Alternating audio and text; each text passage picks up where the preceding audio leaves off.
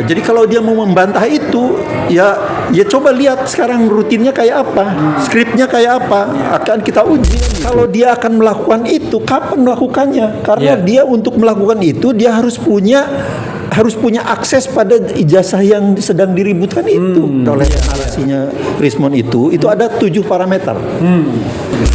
Untuk menyelesaikan proses matematik itu, dia harus punya akses pada dokumen aslinya Jokowi. Jadi kalau memang dia harus membantah lagi, ya coba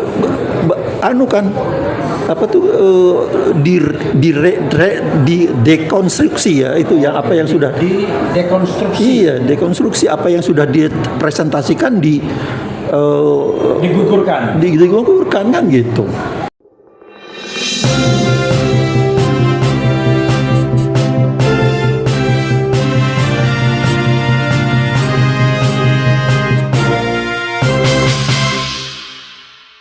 Pertama kali gini, yang sangat mengesankan sekali bagi saya adalah ketika statementnya Rismond. Kalau kita sudah tidak usah mendiskusikan Roy dan Tifa lah, karena itu sudah tidak. Adalah ketika mengatakan bahwa Times New Roman itu belum ada pada tahun 1985. Itu menurut saya sangat artinya saya sangat setuju sekali. Karena apa?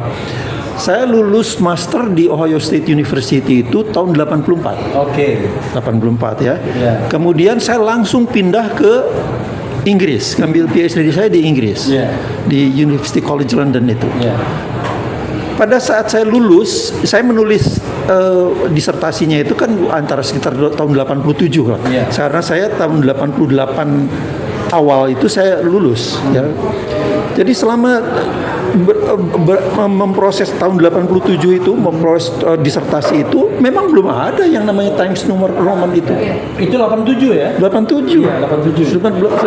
Itu di Inggris lagi. Di Inggris, di University College London itu selalu rankingnya nomor 3 kalau di Inggris. Nomor satunya itu berganti-ganti antara Cambridge atau Oxford. Tapi nomor 3-nya itu selalu University College London. Ya. Itu tahun 87 aja memang belum ada. Bahkan PC itu belum ada. Belum dikenal PC itu. Nah, jadi apalagi kalau kemudian sampai Times New Roman, PC-nya aja belum ada kok. Nah, ya kemudian saya tahun 88 bulan Februari saya pulang ke Indonesia. Di Indonesia. Tapi sebentar, Prof. Rismond melakukan klarifikasi, katanya bukan Times New Roman, dia salah. Times Roman katanya, newsnya nggak ada. Oh gitu, saya tidak. Dia bilang bukan. Maksudnya gini, setelah dia belok, di Rakyat Bersuara 21 April kemarin, dia bilang itu Times Roman katanya, bukan Times New Roman. Nah, saya tidak tahu apakah dia mau mencari pembenaran atau tidak. Kalau mau ditambahkan informasinya silakan. Saya tidak terlalu banyak mendalami itu, tapi yang jelas ketika dalam gelar perkara khusus itu, dia kan banyak menampilkan itu. Menampilkan dia menulis dengan dengan size yang persis sama Times New Roman, kemudian dia matchkan antara apa yang tertulis dalam skripsi itu, kemudian dengan apa yang dia tulis dalam itu match sekali kan. Matchnya itu hampir 100% kan itu. Hampir 100% kalau nggak salah. Jadi artinya itulah Times New Roman. Jadi kalau misalnya dia kemudian membantah itu, ya bagaimana mungkin membantahnya kok itu sudah di depan polisi, malah itu sudah dipresentasikan kan itu. Jadi sangat tidak masuk akal gitu kalau kemudian harus. Nah, jadi kalau memang dia harus membantah lagi, ya coba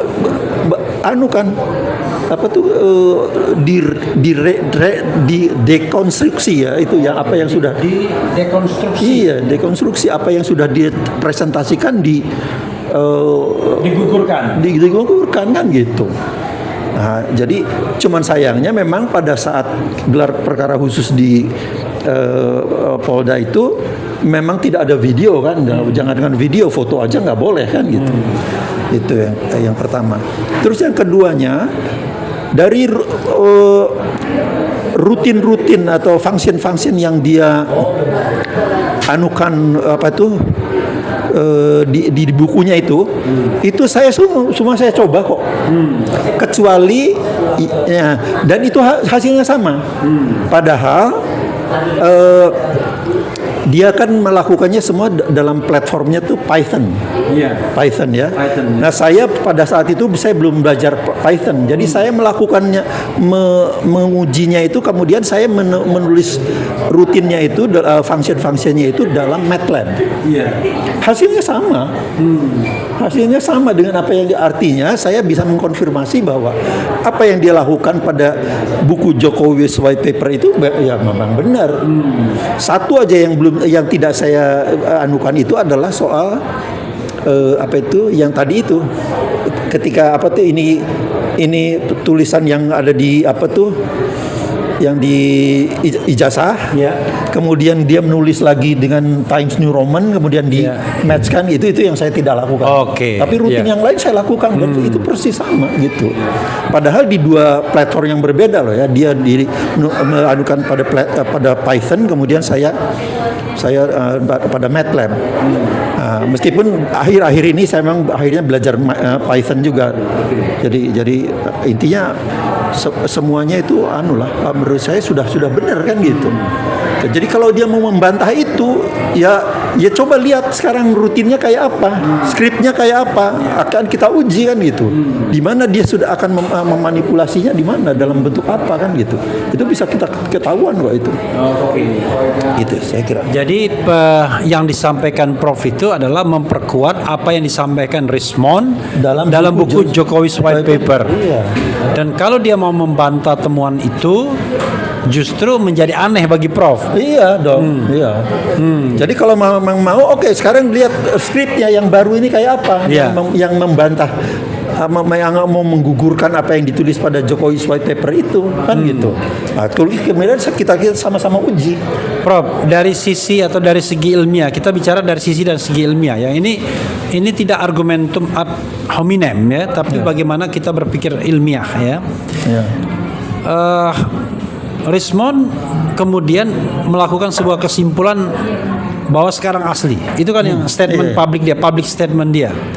Padahal hasil penelitian dia yang mengatakan itu asli, dokumen ijazah itu asli, belum beredar. Sementara yang sudah beredar itu adalah yang menyatakan itu palsu, yaitu di Jokowi's White Paper. Dari sisi tradisi ilmiah, karena Prof adalah seorang academician ya, profesor doktor, apa yang bisa Prof komentari? Ya begini, itu sangat janggal sekali. Misalnya begini ya, dia kan kemudian pada wawancara setelah berkunjung ke Solo itu kan setelah dilakukan rotasi, translasi dan sebagainya gitu ya, dan penyinaran gitu. Kemudian dia dapat punya kesimpulan baru, gitu kan. Nah, kemudian saya sudah bikin video itu.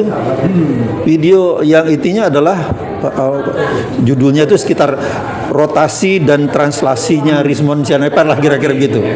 Ada bisa diambil nanti ya? Bisa ada. Nanti kita minta kita tandem dengan kita akan tandem dengan wawancara ini ya nanti apa yang video itu. Jadi intinya di situ adalah kalau dia akan melakukan itu, kapan melakukannya? Karena dia untuk melakukan itu dia harus punya akses pada ijazah yang sedang diributkan itu. Padahal itu kan cuma beberapa hari, ijazahnya sedang ditahan oleh Polda Metro Jaya. Terus bagaimana dia punya akses pada itu? Jadi nggak mungkin, jadi sangat tidak masuk akal gitu. Prof, dia mengatakan bahwa dokumen yang dia gunakan untuk melakukan penelitian ulang adalah tetap dokumen Dian Sandi. Walaupun bagi saya aneh, karena dokumen yang asli dalam tanda kutip sudah itu. Ngapain dia melakukan dokumen yang kemudian ketika Mas Roy melakukannya dibantah-bantah kan? Jadi apa yang itu yang saya jelaskan juga dalam video itu. Jadi untuk melakukan seperti itu, jadi gini, kalau untuk melakukan seperti apa yang dilakukan oleh apa yang diomongkan oleh narasinya Richmond itu ada 7 parameter. Skala, kemudian skala ke X, skala ke Y, kemudian translasi ke X, translasi ke Y, kemudian rotasi, kemudian ada lagi ada jelas rumusnya, ada matematiknya, ada kok di situ. Untuk menyelesaikan proses matematik itu, dia harus punya akses pada dokumen aslinya Jokowi itu, Pak Jokowi, dan dia harus mengukur koordinat ujung-ujungnya itu. Karena dokumen yang dianggap asli, bukan dokumennya Dian Sandi. Iya, bukan dokumen Sandi. Karena dokumen Dian Sandi itu bentuknya trapesium. Iya. Oke. Harus. Nah ini supaya kalau tidak itu berarti tidak bisa menyelesaikan antara skala X dan ke skala Y yang berbeda, itu tidak bisa. Oke, ya sobat dan sekalian, itu masukan teknis dari Prof. Tono Saksono, dan nanti kita akan lihat videonya ya. Kita ambil videonya dan juga kita sebarkan juga. Prof, closing statement melihat fenomena ini, mumpung waktu rekaman ini dibuat ini di Hari Pendidikan Nasional, dan kita bicara tentang sebuah tradisi ilmiah yang barangkali diintervensi oleh kekuasaan atau sebaliknya diintervensi faktor-faktor non ilmiah. Silakan. Ya, menurut saya kita ini sudah terlalu lama bahwa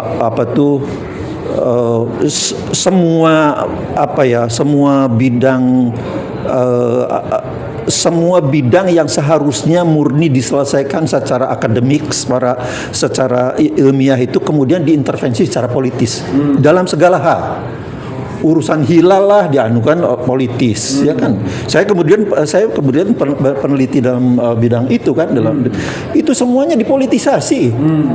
Jadi ini yang menurut saya merusak, sehingga kita tidak bisa berkembang menjadi sebuah bangsa yang bermartabat, mempunyai tradisi ilmiah yang kuat, yang menjadi mercusuar gitu loh, menjadi pionir dalam karena semuanya diintervensi secara politis ya. Ini juga termasuk lah dalam kasus seperti ini. Sedikit-sedikit kemudian dikriminalisasi. Ya, atau apa yang dilakukan oleh topi merah itu dulu ketika Richmond di pihak ini, di pihak di pihak yang mengkritik Jokowi, dikriminalisasi. Ya, artinya dia bilang kan bahwa ilmiah ya harus dijawab dengan ilmiah kan gitu. Akademik dengan akademik kan gitu. Jangan dikriminalisasi kan gitu. Jangan dipolitisasi. Sekarang malah terbalik kan gitu. Jadi memang ini kacau balau ini. Ya, sobat era sekalian, memang begitulah ya dunia kita. Dan sama seperti ketika orang mengatakan bahwa ijazah itu asli. Kalau Anda mengatakan ijazah itu asli, walaupun barangkali bohong, Anda tidak akan mendapatkan konsekuensi apa-apa. Betul. Tapi ketika Anda bilang ijazah itu palsu, wah itu pencemaran nama baik, fitnah dan lain sebagainya. Padahal antara bilang asli dan palsu, itu kan soalnya dua-duanya harus mendapatkan tempat sesungguhnya. Itu yang saya maksud. Ya, saudara sekalian, itu dengan Profesor Tono Saksono, dan selanjutnya kita lihat video yang beliau buat untuk menangkapi Richmond secara khusus. Wassalamualaikum warahmatullahi wabarakatuh. Keren. Dia.